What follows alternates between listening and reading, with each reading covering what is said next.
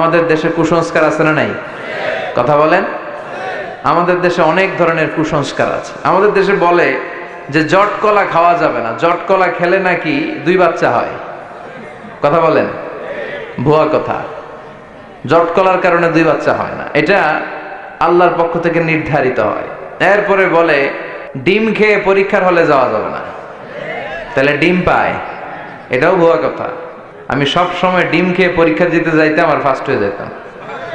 আপনিও ডিম খেয়ে গেলে দেখবেন ফার্স্ট হয়ে গেছেন।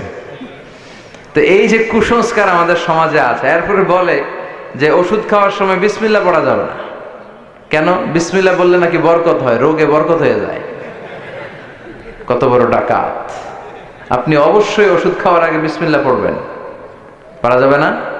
আবার আমাদের দেশে বলে আল্লাহু শাফি আল্লাহু মুআফি, এটার আবার ঘুরায় কয় আল্লাহ শাফি আল্লাহ মাফি।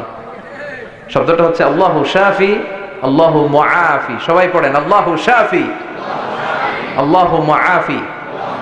আওয়াজ করে সবাই পড়েন আল্লাহু শাফি আল্লাহু মুআফি। এটা পড়ার জন্য বিশ্বনবী নির্দেশ দেয়নি, তবে অর্থটা খুব ভালো। এর মানে হচ্ছে আল্লাহই আমাকে শিফা দেয়। এই ওষুধ খাচ্ছি, ওষুধ খাওয়া সুন্নাহ, এই জন্য খাচ্ছি, কিন্তু মূলত শিফা দেয় কে? আমাকে মুআফাত দেয় কে? এই যে সমাজে প্রচলিত কুসংস্কারগুলো, এগুলোকে ঝাড়ুপেটা করবে কোরআন। এজন্য কোরআনকে হৃদয়ে বসাতে হবে। রাজি আছি তো? সবাই রাজি? প্রতিদিন কোরআন তেলাওয়াত করবেন?